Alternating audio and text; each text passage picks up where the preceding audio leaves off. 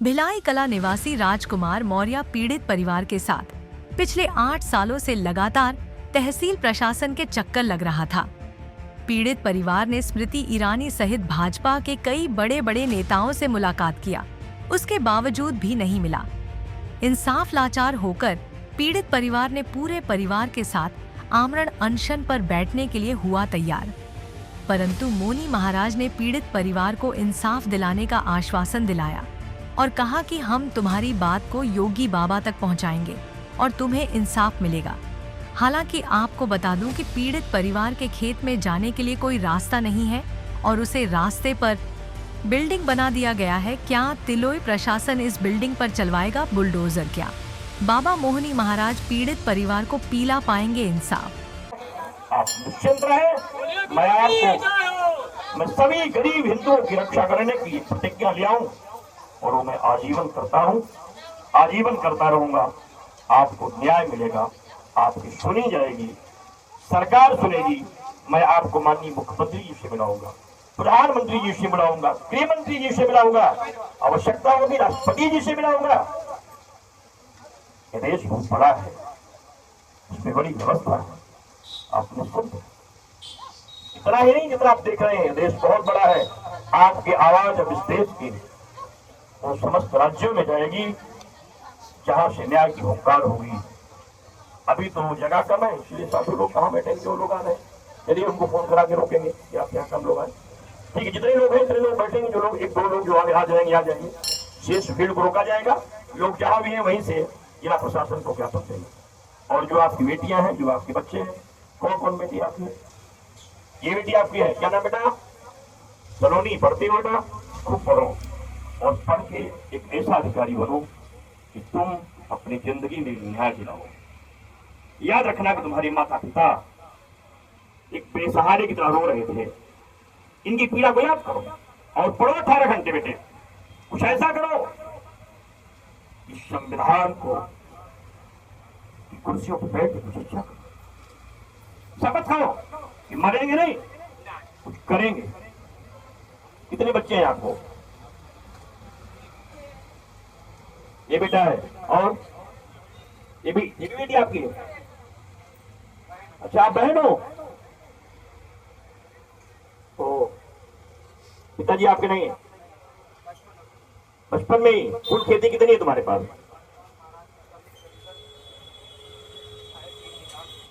खेती है। कितनी खेती करते हो तुम?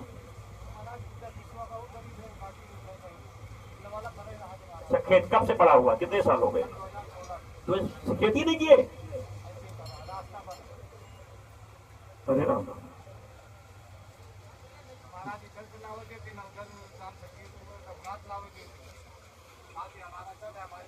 अनूप शहर में इतवार को गणेश चतुर्थी का भव्य समापन हुआ, जिसमें श्रद्धालुओं ने गाजे बाजे के साथ गणेश प्रतिमाओं का विसर्जन किया। गणेश जन्मोत्सव की धूमधाम और भाव से भरे इस उत्सव की शुरुआत गणेश चतुर्थी से हुई थी। 8 दिन तक चला इतवार को प्रतिमाओं के विसर्जन के साथ समाप्त हो। वह अनूप शहर के पंडालों में गणेश जी की पूजा करने के लिए जिला बुलंदशहर के अलावा और भी बहुत से जिले से हजारों श्रद्धालु पहुंचे। विसर्जन से पहले गणेश जी की विधि पूर्वक पूजा की गई। मोदक और आरती के साथ फलों का भोग अर्पित किया गया और आरती के उन्हें विदा किया गया। गणेश प्रतिमा विसर्जन के दौरान नगर पालिका द्वारा बनाए गए पक्के जलकुंड में प्रतिमाओं का विसर्जन किया ताकि गंगा की स्वच्छता बनी रहे। पुलिस और प्रशासनिक अधिकारियों की टीम ने विसर्जन मार्ग कुनट पर कड़ी निगरानी रखी। 15 सितंबर तेली समाज 53 सरपरस्ती में तेली 53 मंसूरी युवा संस्था ट्रस्ट द्वारा 35 जोड़ों का दूसरा निकाह सम्मेलन सफलतापूर्वक संपन्न हुआ। इस सम्मेलन का आयोजन समाज के विभिन्न मुद्दों पर चर्चा और समुदाय के विकास के लिए किया गया था। कार्यक्रम के दौरान ट्रस्ट के सदस्यों ने समाज के युवाओं के लिए समर्पण और योगदान पर जोर दिया। साथ ही समाज के विकास में युवा पीढ़ी की भूमिका को महत्वपूर्ण बताया। सम्मेलन में समाज के वरिष्ठ और युवा सदस्यों ने भाग लिया और अपने अनुभव और विचार साझा किए। यह आयोजन तेली समाज के एकजुटता और प्रगति के प्रयासों का प्रतीक है, जिसमें सामाजिक और आर्थिक सुधारों पर चर्चा की गई। सम्मेलन में बतौर मुख्य अतिथि विधायक अमीन कागजी और विशिष्ट अतिथि पूर्व कैबिनेट मंत्री बाबूलाल नागर व प्रशांत शर्मा उपस्थित हुए। सम्मेलन के आयोजन में मुख्य भूमिका मकसूद अली ने निभाई। अरे देखो, स्टार्ट चालू करूं। सर, आज आप सामूहिक विवाह के अंदर आज शामिल हुए, क्या कहेंगे सर? देखिए, मंसूरी विवाह संस्था के आज सामूहिक निकाह का जो सम्मेलन रखा है इन्होंने 34 जोड़ों के आज निकाह रखा है। निश्चित रूप से आज के दौर में ये आवश्यक है कि किस तरह से फिजूल खर्ची को रोका जाए, उस फिजूल खर्ची को होने वाली को बचाकर अपने बेटे बेटियों का भविष्य उज्जवल बनाया जाए, उनको अच्छे अच्छे स्कूल कॉलेजों में पढ़ाया जाए, उनको अच्छी अच्छी शिक्षण संस्थाओं में 12वीं तक विदेश तक भेजना चाहिए तो वहाँ तक भेजना चाहिए। लेकिन इस तरह के कार्यक्रम से सबसे बड़ा योगदान होता है भामाशाहों का। इसलिए भामाशाह जिन्होंने योगदान दिया, मेरा ये मानना है कि इससे बड़ा इस दुनिया में कोई पुण्य काम नहीं है, चाहे समाज का हो या किसी संस्था का हो। अगर सबसे बड़ा पुण्य का और नेक काम कहलाता है तो सामूहिक विवाह का कार्यक्रम कहलाता है। इसलिए निश्चित रूप से बधाई के पात्र हैं और शानदार कार्यक्रम इन्होंने अपना यहाँ किया है। मैं सौभाग्यशाली हूँ, मंसूरी समाज जब भी सामूहिक निकाह का प्रोग्राम करता है तो मुझे उसमें निमंत्रण मिलता है। आज भी मैं उसमें अपनी हाजिरी देने आया हूँ, इनको मुबारकबाद देने आया हूँ और अल्लाह भगवान इनके बच्चों का भविष्य उज्जवल बनाएगा, ये मैं कामना करता हूँ। सर, ऐसे हमारे मंत्री या नेतागण कब इस तरह के शादियों में भाग लेना शुरू करेंगे? उनके परिवार के बच्चे कब शुरुआत करेंगे? नई शुरुआत। मैं भी 4 बार विधायक रहा हूँ, मिनिस्टर रहा हूँ, चीफ मिनिस्टर का एडवाइजर रहा हूँ। मैंने मेरे जब बेटे की शादी करी थी, मैंने 1 रुपये एक नारियल लिया था, मैंने मेरे बेटे की शादी करी। इसलिए ये तो अपना अपना सोच है और धीरे धीरे जब ये समाज की संस्थाएं हैं, ये लोग जब जागरूक हो जाएगी तो सबको सोचने के लिए मजबूर कर देगी। और आज तो आप तो जानते हो, प्रजातंत्र में वोट से राज बनता है। प्रजातंत्र में जीतने के लिए, एमपी सांसद बनने के लिए, एमएलए बनने के लिए वोट चाहिए। और जब जनता नेताओं के समझ में आ जाएगा कि जनता की नब्ज तक अपने को पकड़नी है तो वो भी अपने बच्चों की शादी शुरू करना, निकाह करना शुरू कर देंगे। आपने शादी समारोह का आयोजन किया है, तो साल में कितने मतलब आप लोग? देखिए, ये जो हम लोगों ने जो युवा संस्था जो तेली तिरेपन मंसूरी युवा संस्था है, इसका गठन हमने 2018 में किया था और हमने ये सोच के किया था कि हम समाज के जो नौजवान हैं सब एकजुट होकर के समाज की तरक्की के लिए कुछ अच्छे काम करें। शुरुआत हमने छोटे छोटे काम से की थी। पहला सामूहिक सम्मेलन हमने 20 नवंबर 2022 को रखा था, जिसमें हमारे कम जोड़े हुए, लेकिन वो भी प्रोग्राम हमने अच्छे से अच्छा मेंटेन करके उसको अच्छा कामयाब किया था। उसके बाद दूसरा सम्मेलन हमने अभी ये वाला जो आज हो रहा है, इसमें हमने 41 जोड़ों का टारगेट रखा था और पूरे मंसूरी समाज का सहयोग, हमारे जितने भी बड़े बुजुर्ग, जो बड़े हमारे संरक्षक और हमारे नौजवान साथियों की मेहनत, इन सब के सहयोग से इस सम्मेलन के अंदर आज 34 जोड़ों का ये सामूहिक निकाह सम्मेलन मुकम्मल हो पाया है। और इसकी कामयाबी के लिए हम जितने भी नौजवान हैं, हमारे घर परिवार की औरतों ने, हमारे बड़ों ने, सब ने दुआ की थी, क्योंकि मौसम जो था बारिश का था और हम सबको ऐसा लग रहा था कि हो सकता है बारिश के मौसम की वजह से सम्मेलन खराब हो जाए, लेकिन सबकी दुआओं का असर रहा।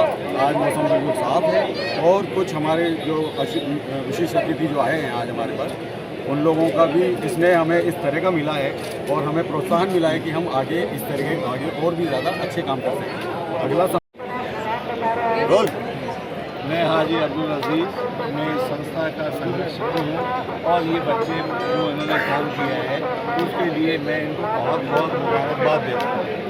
हम मंसूरी समाज ने 2001 में ही सम्मेलन चालू किया था और सम्मेलन में मैं कहता हूँ कि सारे नेतागण, चाहे अशोक गहलोत जी हो, चाहे सब हो, सब ने इस बात को सराहा था।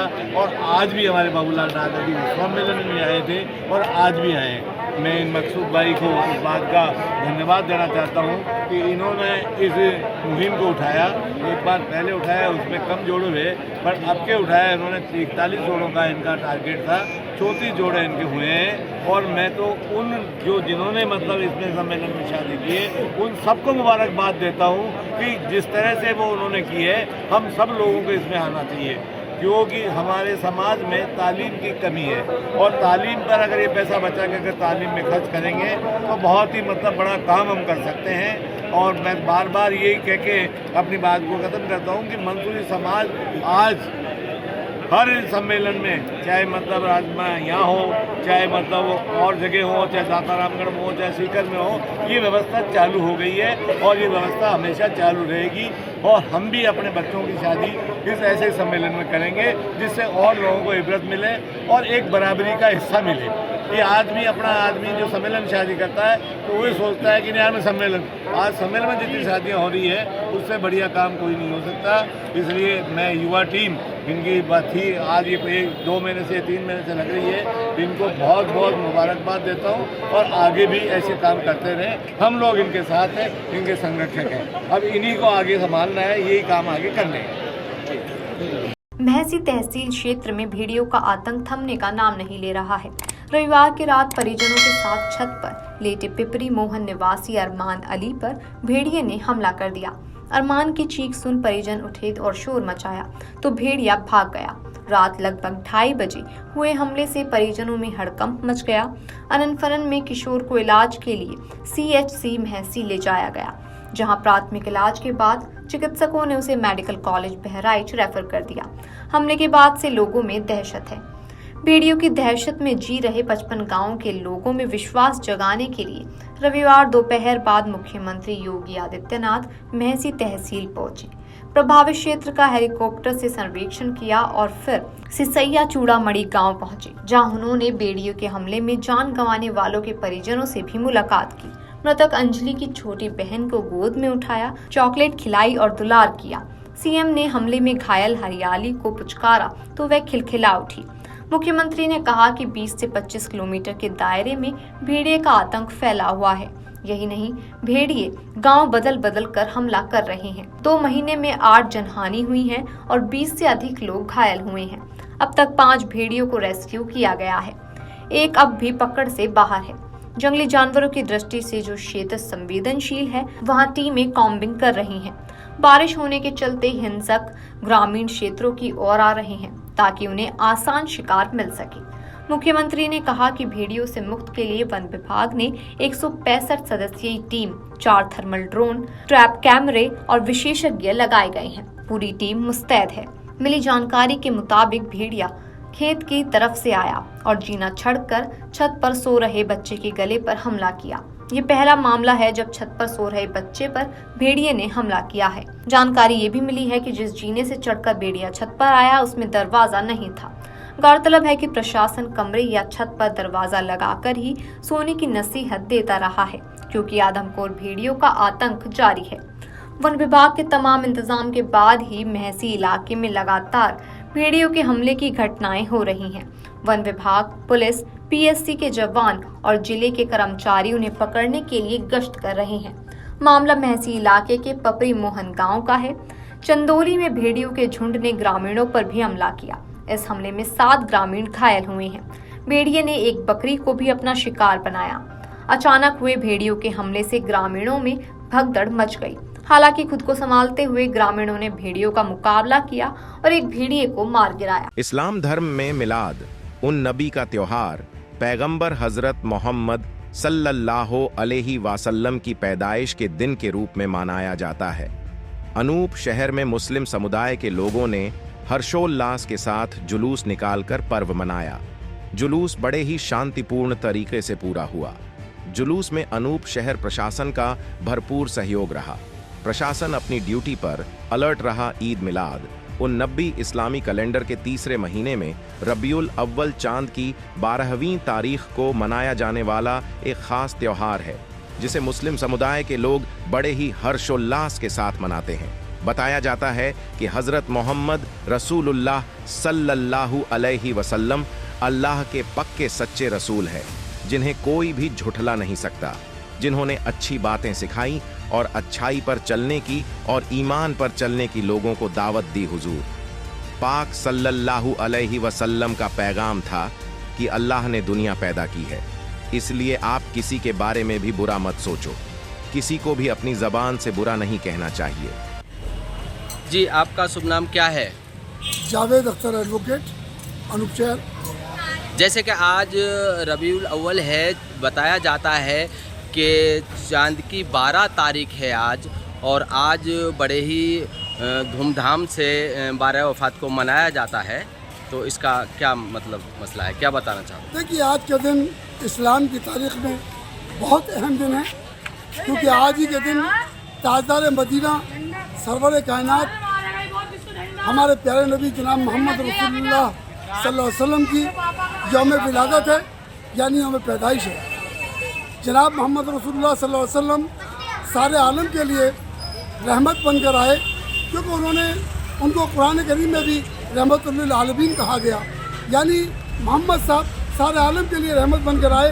अगर रहमतुल मुस्लिमीन कहा जाता तो समझा जाता कि शायद मुसलमानों के लिए रहमत बनकर आए, लेकिन उनको रहमतुल आलमीन कहा गया, इसलिए वो सारे आलम के लिए रहमत बनकर आए। उन्होंने इस्लाम का संदेश दिया। उन्होंने बताया कि इस्लाम भूखे को खाने खिलाने का नाम है, इस्लाम प्यासे को पानी पिलाने का नाम है, इस्लाम इंसानियत और मोहब्बत का पैगाम देता है। किसी भी बेगुनाह का कत्ल सारी दुनिया का कत्ल होता है, ये इस्लाम पैगाम देता है। आज उन्हीं के उसूल हैं कि आज मज़हब इस्लाम हिंदुस्तान में ही नहीं बल्कि पूरी दुनिया में अपना परचम बुलंद किए हुए है। जलस्तर में लगातार बढ़ोतरी से गंगा यमुना खतरे के निशान के करीब पहुंच गई है। नदियों के किनारे कछारी इलाकों में सैकड़ाएं घर डूब जाने से हजारों लोग बेघर हो गए हैं। लोगों को बाढ़ राहत शिविरों में शरण लेनी पड़ी है या वे अपने रिश्तेदारों के यहाँ चले गए हैं। सोमवार सुबह 8 बजे तक फाफामो में 84 मीटर, छतनाग में 83 और नैनी में 83 मीटर तक जलस्तर पहुंच गया था। ऐसी में जलस्तर खतरे के निशान 84 मीटर के करीब पहुंच रहा है। तमाम घरों की पहली मंजिल डूबने के बाद लोग दूसरी मंजिल में रहकर अपने घरों की निगरानी कर रहे हैं। एक साथ कई घर खाली हो जाने के कारण प्रभावित क्षेत्रों में चोरी की आशंका भी बढ़ गई है। छोटा बघाड़ा, राजापुर कछार, गंगानगर राजापुर, द्रौपदी घाट, बेली कछार, करेला बाग, नेवादा, छोटा बघाड़ा, सलोरी, उंचवागरी के प्रभावित क्षेत्रों की बिजली भी काट दी गई है ताकि कोई दुर्घटना न हो। वहीं बाढ़ राहत शिविरों में पहुंचे लोगों और बाढ़ में फंसे लोगों के लिए प्रशासन की ओर से खानपान की व्यवस्था की गई है। बाढ़ राहत कार्य के लिए प्रभावित इलाकों में प्रशासन ने 27 नावें लगा दी हैं। फूलपुर तहसील के बद्रा सोनौटी गांव में आवागमन के लिए 6 नाव, करछना के भगेसर देहली गांव में 1 और तहसील सदर के दारागंज में 3, बघाड़ा में 10 एवं राजापुर में 7 नाव लगाई गई हैं। बाढ़ राहत शिविरों और क्षेत्रों में प्रशिक्षित सिविल डिफेंस के वॉलंटियर्स तैनात कर दिए गए हैं। सहायक उप नियंत्रक एडीसी राजेश कुमार तिवारी ने बाढ़ राहत शिविरों एनी बेसेंट महबूब अली उमराव सिंह बालिका स्कूल का दौरा किया और बाढ़ क्षेत्र में फंसे लोगों को राहत शिविरों तक पहुंचाने में मदद की। ये क्या पानी लगातार बढ़ रहा है? कब से बढ़ रहा है? तो क्या लोगों को मकान भी डूबा है? किस तरह आप लोग रह रहे हैं, किस तरह व्यवस्था? पानी नहीं गया, तो देखने तो आए ना, पानी बढ़ा है। देश की राजधानी दिल्ली के करोल बाग इलाके के बापा नगर में मकान गिरने की सूचना सामने आई है। दिल्ली फायर सेवा विभाग के अफसरों के मुताबिक मकान के मलबे में कुछ लोगों के दबे होने की आशंका है। राहत कार्य में जुटी एजेंसियों ने 8 लोगों को सुरक्षित बाहर निकाला। इस घटना की सूचना मिलने के तत्काल बाद दिल्ली फायर विभाग की 5 दमकल की गाड़ियां मौके पर पहुंच गई हैं। फिलहाल करोल बाग के बापा नगर स्थित अंबेडकर गली हिल मार्केट में एक पुराना 3 मंजिला मकान ढहने के बाद बचाव कार्य जारी है। घटना स्थल पर लोगों में भय का माहौल है। घटना पर डीसीपी का बयान भी सामने आया है। आइए आपको भी सुनाते हैं कि उन्होंने क्या कुछ जानकारी दी। करीब 9 बजे के आसपास प्रसाद नगर थाने में इंफॉर्मेशन मिला related to a building collapse, और ये बापा नगर एरिया है जो पीएस प्रसाद नगर के एरिया में पड़ता है, वहाँ से ये इंफॉर्मेशन मिला था। और इसमें करीब यहाँ पे एक 20 स्क्वायर यार्ड्स के आसपास का एक बिल्डिंग था, 20 स्क्वायर यार्ड्स के एरिया में बना हुआ एक बिल्डिंग था जो कि कोलैप्स कर गया है। ये बिल्डिंग बता रहे हैं कि काफ़ी पुराना था, इसका एग्जैक्ट डिटेल्स हम सर्टन कर रहे हैं। अभी तक जो है करीब 8 लोगों को यहाँ से रेस्क्यू करके हॉस्पिटल भेज दिया गया है। अभी भी कुछ लोग और ट्रैप होने का आशंका जताया जा रहा है, जिसके लिए लोकल पुलिस और बाकी सभी एजेंसीज मिलकर इस पे रेस्क्यू ऑपरेशन कर रहे हैं। एनडीआरएफ की टीम्स भी आ चुके हैं, लोकल पुलिस है, दिल्ली फायर सर्विस की टीम्स हैं, और बाकी आप जैसे कि देख रहे हैं लोकेशन इसका ऐसा है कि बहुत ही एक क्राउडेड और नैरो लेन्स हैं जिसमें कि व्हीकल या हैवी इक्विपमेंट आ भी नहीं सकता है, तो इसीलिए रेस्क्यू ऑपरेशंस में दिक्कत आ रही है। बट इसको जितना भी बेस्ट कर सकते हैं सारी एजेंसी इसमें लगी हुई है and we are carrying out the rescue operations. अभी तक 8 रेस्क्यू हुए हैं और उन्हें हॉस्पिटल गए हैं वो सारे, और रेस्क्यू ऑपरेशन जारी है। अभी तक किसी के भी डेथ की कंफर्मेशन नहीं है। बिल्डिंग ऑनर कौन है और किसके खिलाफ कोई मुकदमा? अभी तो रेस्क्यू ऑपरेशन के बाद जो लीगल एक्शन होगा उसको लिया जाएगा। सर कितने लोग ट्रैप हो सकते हैं अभी इसमें? देखिए इसका एग्जैक्ट, क्योंकि इसमें कुछ ऐसा बताया गया है कि यहाँ पे कुछ टेनेंट रहते थे जो दिल्ली के बाहर के थे, तो exact number of persons certain कर रहे हैं। Some are saying 10, some are saying 12, तो we are certaining the exact number. अभी 8 तो हमने ऑलरेडी रेस्क्यू कर लिया है और इसको फर्दर हम बिल्डिंग वैध थी या अवैध थी सर? ये तो आई थिंक पूरा एरिया ही अनऑथराइज्ड कॉलोनी है। दिल्ली के करोल बाग स्थित बापा नगर में इमारत गिरने की यह घटना सुबह 9:11 की है। मौके पर दमकल की 5 गाड़ियां घटना स्थल पर पहुंच चुकी हैं। बताया गया है कि इमारत का कुछ हिस्सा ढह गया है और मलबे में कुछ लोगों के फंसे होने की आशंका है। इस बात को ध्यान में रखते हुए मलबे को हटाने का काम जारी है। दिल्ली की नई सीएम आतिशी ने करोल बाग इलाके में मकान गिरने की घटना को दुखद हादसा बताया है। उन्होंने कहा कि जिला अधिकारी को आदेश दिए हैं कि वहां रहने वाले लोगों और पीड़ितों की हर संभव मदद करें। कोई घायल है तो उसका इलाज कराएं, इस हादसे के कारणों का पता लगाएं। इस हादसे को लेकर उन्होंने एमसीडी मेयर शैली ओबरॉय से भी बात की है। उन्होंने दिल्ली वासियों से अपील की है कि निर्माण से जुड़े किसी भी हादसे की कोई भी आशंका हो तो तुरंत प्रशासन और निगम को बताएं। सरकार तुरंत आपकी मदद करेगी। दिल्ली पुलिस के मुताबिक बापा नगर इलाके से पीएस प्रसाद नगर में जो इमारत गिरी वो करीब 25 वर्ग गज में बनी थी। यह बहुत पुरानी इमारत थी। दिल्ली फायर विभाग के दमकल कर्मियों और स्थानीय लोगों ने मिलकर अभी तक 8 लोगों को सुरक्षित मलबे से बाहर निकाला। पुलिस के अनुसार इस बात की आशंका है कि कुछ और लोग भी मलबे में फंसे हो सकते हैं। प्राप्त जानकारी के अनुसार करोल बाग में बापा नगर अम्बेडकर गली के हरध्यान सिंह रोड पर यह काफी पुरानी इमारत थी, जिसके ऊपर की 2 मंजिल गिरने से कई लोग दबे होने की आशंका जताई जा रही है। सुबह 9:11 पर कॉल मिली थी, जिसके बाद दमकल की 5 गाड़ियां मौके पर राहत और बचाव कार्य के लिए भेजी गयी। भीलवाड़ा के गुरला ग्राम पंचायत पहाड़ी के ऊपर महाकाली धाम, महाकाली के इस धाम में हजारों श्रद्धालु आते हैं। हमारे रिपोर्टर ने फिल्म अभिनेता डॉक्टर रामदयाल भाटी से चर्चा की। ग्राम वासियों का कहना है कि माता रानी रात को आवाज देती है और गांव वालों को रात को जब चोर आते हैं माता रानी आवाज देती थी, गांव वाले सावधान हो जाते हैं। चोरों ने सोचा मूर्ति को चुरा लेते हैं। माता रानी को क्रोध आया, माता रानी ने उन्हें अंधा कर दिया। आज भी उनकी मूर्ति माता रानी के प्रांगण में है। माता रानी सभी श्रद्धालुओं की इच्छा पूरी करती है। पहाड़ी के नीचे बद्दा तालाब है जिसमें सिंघड़े होते हैं। गांव वालों का कहना है ये प्रकट स्थल बन सकता है। माननीय प्रधानमंत्री नरेंद्र जी मोदी एवं मुख्यमंत्री भजन लाल जी से चैनल के माध्यम से आग्रह किया। न्यूज़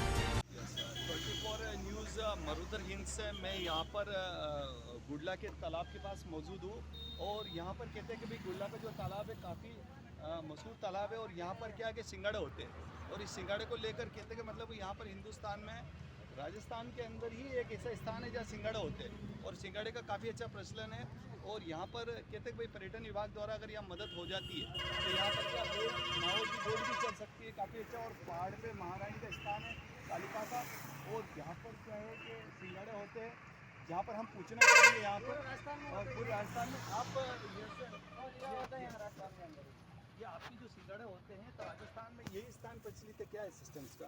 हाँ गुला ये काफ़ी टाइमों से जाएंगे सिंगाड़े के लिए सामने फेमस है। सामने देखो हाँ कब से फेमस है, कब कब होता है, कौन से महीने में होता है? अभी 6 महीना पहले। हाँ 6 महीना पहले बीजा करते हैं। 6 महीने। यहाँ कोई अगर नदी तालाब में अगर बोट चलने लग जाए तो कैसे क्या लगेगा? अगर बोट चलने लग जाए तो यहाँ और स्थान का मतलब वो बढ़ेगा। हाँ बोट लगने लग जाए। क्या भाव मिलते हैं सिंगाड़े, कैसे देते हो आप? सिंगाड़े अभी तो हमारे यहाँ चालू नहीं, हमारे तो 1 महीना बाद में चलेंगे। बाहर से आ रहे इंदौर से। बाहर से अब अभी यहाँ पर चलेगा है ना? अब 1 महीना बाद में 1 महीने बाद चालू करेंगे, ठीक है। तो यहाँ पर सिंगाड़े बोलते हैं कि सिंगाड़े के लिए नदी तालाब के अंदर जो सिंगाड़े होते हैं सप्लाई होते हैं और यहाँ के लिए पार्टी साहब से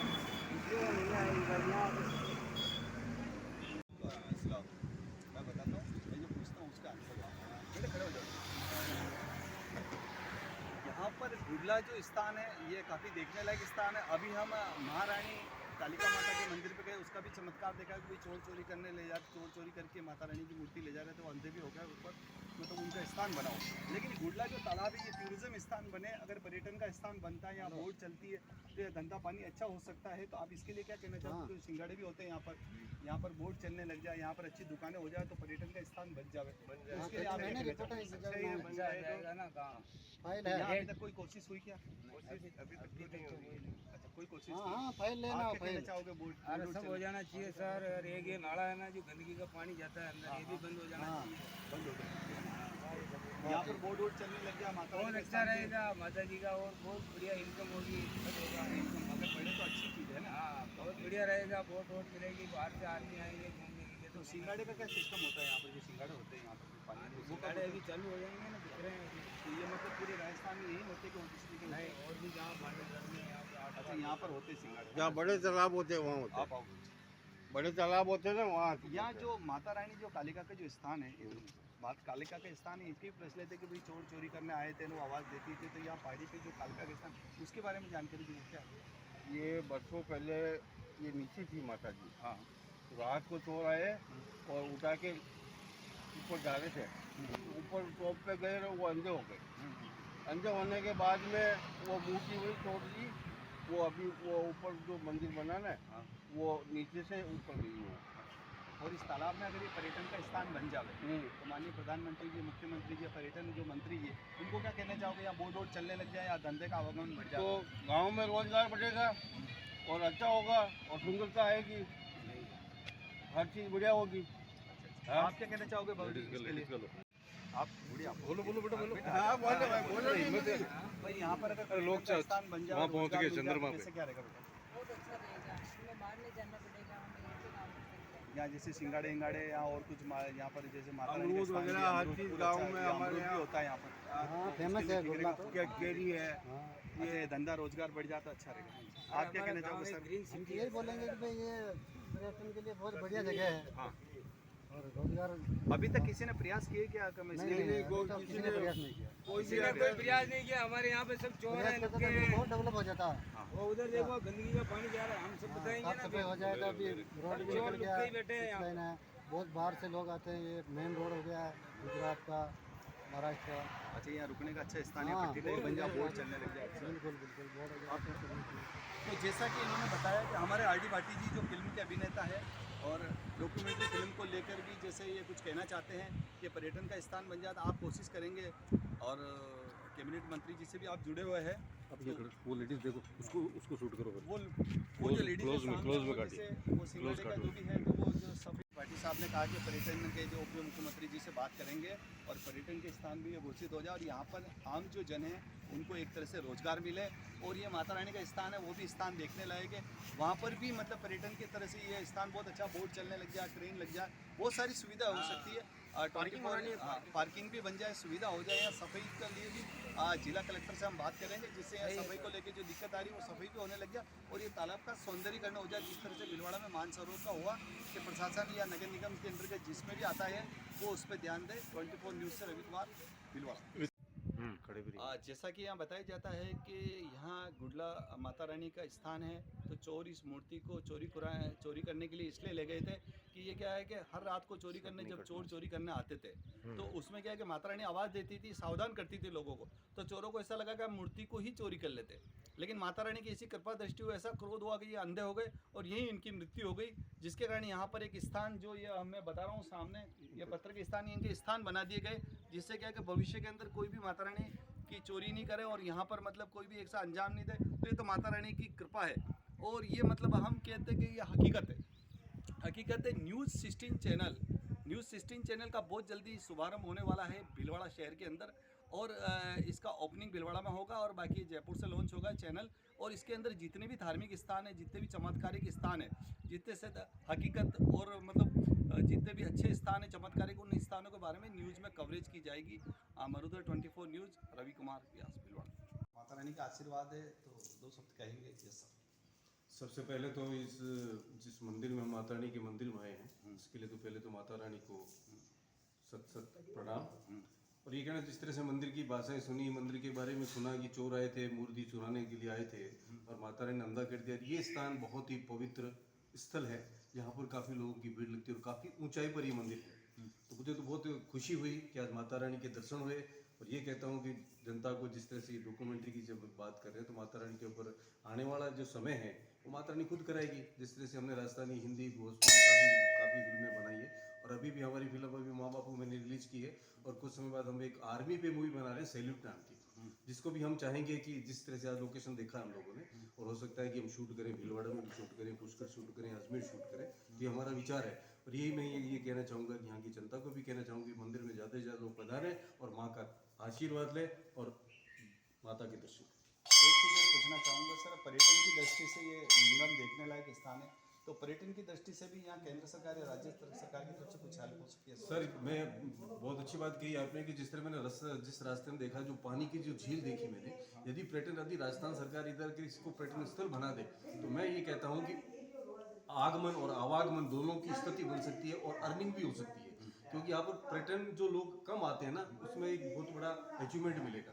तो जिस तरह से मैंने पानी का जो झील देखी है, उस पानी की झील में यदि नाव चला दी जाए और इस स्थल को और बढ़िया बना दी जाए, तो मैं कहता हूँ कि जो आर्ट एंड कल्चर विभाग है और पर्यटन विभाग है, जो कि उप मुख्यमंत्री जी के पास में है, तो मैं यही कहना चाहूँगा, इस न्यूज़ आपके मरुधर 24 चैनल के माध्यम से मैं ये सरकार से भी कहना चाहता हूँ, मुख्यमंत्री से भी कहना चाहता हूँ कि इस स्थान को अपने अधिकारियों को भेजें और इस स्थान का मुआवना करवाएं कि ये स्थान पर्यटन स्थल के लिए बहुत बेटर है और इसको और आगे sir R D Patil ji ने जैसे बताया कि यहाँ पर अच्छी फिल्म की शूटिंग हो सकती है, डॉक्यूमेंट्री फिल्म बन सकती है और एक पर्यटन का काफ़ी स्थान अच्छा बन सकता है, जिसके लिए यहाँ पर पानी की बोट भी चल सकती है। और ये स्थान का काफ़ी विहंगम है, इनकी सैल्यूट नाम से जो भी डॉक्यूमेंट्री फिल्म बन रही है, और उसके अंदर भी ये पुष्कर अलग अलग जगह शूट करेंगे। तो भीलवाड़ा क्षेत्र के अंदर भी कई अच्छे टूरिज्म स्थान है, कई अच्छे देखने लायक स्थान है, तो वहाँ पर ये कार्य कर सकते हैं। 24 न्यूज़ से रवि कुमार, भीलवाड़ा। देश में इन दिनों बढ़ती महंगाई ने आम आदमी को परेशान कर रखा है। कभी हरी सब्जियों के दाम बढ़ रहे हैं तो कभी खाने के तेल, आलू, प्याज, टमाटर के रेट आसमान छूते नजर आ रहे हैं। ऐसे में अब आम आदमी की रोटी भी महंगी हो सकती है, क्योंकि बीते कुछ दिनों से गेहूं के दामों में तेजी देखी जा रही है। पिछले कई सप्ताह से गेहूं के आटे के दामों में बढ़ोतरी देखी जा रही है। ये उछाल की गेहूं की आपूर्ति प्रभावित होने के कारण देखी जा रही है। थोक मंडियों में आटा के न्यूनतम भाव में 20% तक की बढ़ोतरी हुई है। वहीं बढ़ते दामों से आम आदमी पार्टी को राहत देने के लिए केंद्र सरकार ने गेहूं की स्टॉक लिमिट में संशोधन किया है। दशहरा दिवाली से पहले आटे के बढ़ते दामों ने आम आदमी को परेशान किया है। थोक मंडियों में आटा की न्यूनतम कीमत जहां 2250 रुपये प्रति क्विंटल से बढ़कर 2800 रुपये प्रति क्विंटल के आसपास पहुंच गई है, तो ऐसे में आशंका जताई जा रही है कि गेहूं और आटे से बनने वाले सभी प्रोडक्ट जैसे bread, muffin, noodles, pasta, biscuit, cake, cookies की कीमतों पर भी इसका असर काफ़ी देखने को मिल सकता है। मीडिया रिपोर्ट्स की माने तो आटे के बढ़ते रेट पर केंद्र सरकार की ओर से कहा गया है कि देश में गेहूं की पर्याप्त उपलब्धता है। खाद्य सुरक्षा का प्रबंध करने के साथ ही जमाखोरी और सट्टेबाजी रोकने के लिए भारत सरकार ने सभी राज्यों एवं केंद्र शासित प्रदेशों पर व्यापारियों, थोक विक्रेताओं, खुदरा विक्रेताओं, बड़ी चेन वाले खुदरा विक्रेताओं और प्रोसेसर पर लागू होने वाली गेहूं की स्टॉक लिमिट में संशोधन किया है। रबी 2024 के दौरान कुल 1129 लाख मीट्रिक टन गेहूं की खरीद की गई है। मीडिया रिपोर्ट्स की माने तो सरकार ने सभी गेहूं स्टोरेज संस्थाओं को गेहूं स्टॉक लिमिट पोर्टल पर रजिस्टर करने को कहा है। वहीं हर शुक्रवार को स्टॉक की स्थिति को अपडेट करने के निर्देश दिए गए हैं। केंद्र और राज्य सरकारों के अधिकारी इन स्टॉक लिमिट की निगरानी करेंगे। वहीं ये भी बता दें कि सरकार द्वारा जारी आंकड़ों के मुताबिक अगस्त महीने के लिए कंज्यूमर प्राइस इंडेक्स पर आधारित महंगाई दर यानी CPI अगस्त में 3.65% पर थी। ये पिछले 5 साल में दूसरा सबसे कम आंकड़ा रहा है। अगस्त में महीने में ग्रामीण और शहरी क्षेत्रों के लिए महंगाई दर क्रमशः 4.16% और 3.14% थी। जुलाई में मुद्रास्फीति दर 3.54%, पहली बार RBI के मध्यम अवधि के लक्ष्य 4% के नीचे आ गई थी। सांख्यिकी और कार्यक्रम कार्यान्वयन मंत्रालय के आंकड़ों के मुताबिक अगस्त में खाद्य मुद्रास्फीति जून 2023 के बाद दूसरी सबसे कम स्फीति में से एक आंकी गई है। बहराइच के महसी तहसील क्षेत्र के सिस्टिया चुड़ामनी गांव में सोमवार की देर रात भेड़िया ने एक बकरी को निवाला बनाया।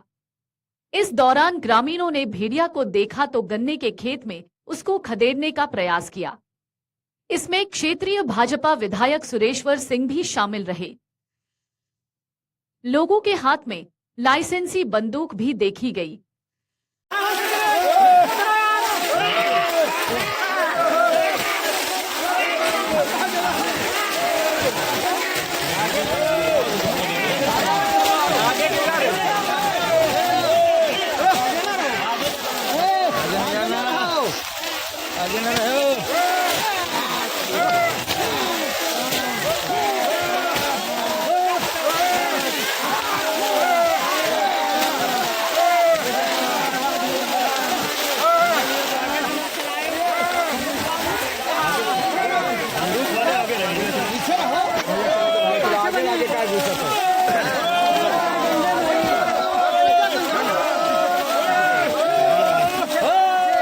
नवादा में भूमि विवाद में 2 पक्षों में जमकर बवाल हुआ। दोनों पक्षों में जमकर मार पिटाई हुई।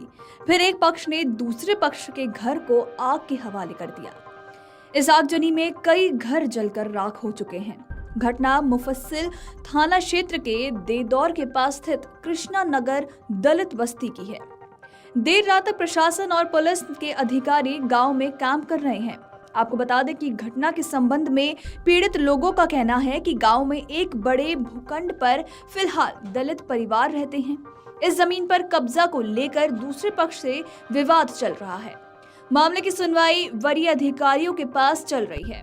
पीड़ित परिवारों का आरोप है कि बुधवार की शाम अचानक दबंगों ने हमला कर दिया और मारपीट के साथ उनके घरों में आग लगा दी। आरोप है कि फायरिंग भी की गई है। घटना की सूचना मिलने के बाद नवादा सदर SDO अखिलेश कुमार, नवादा नगर थानाध्यक्ष अविनाश कुमार, नवादा अंचल के अंचल अधिकारी विकेश कुमार सिंह, मुफस्सिल थाना की पुलिस और फायर ब्रिगेड की टीम मौके पर पहुंची और हालात का जायजा भी लिया जा रहा है। आपको बता दें कि फायर ब्रिगेड की टीम ने आग बुझाई है। हालांकि अधिकारियों ने फायरिंग करने की कोई भी पुष्टि नहीं की है।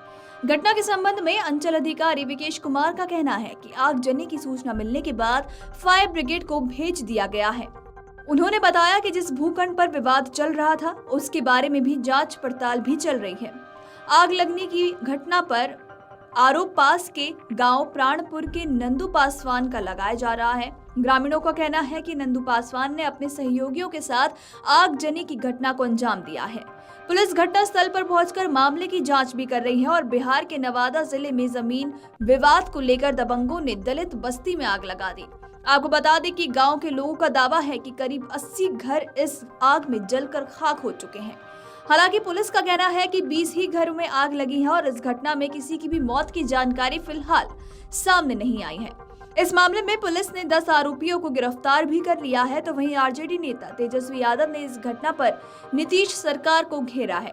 ये घटना नवादा के मुफस्सिल थाना क्षेत्र के ननौरा के पास स्थित कृष्णा नगर दलित बस्ती की है।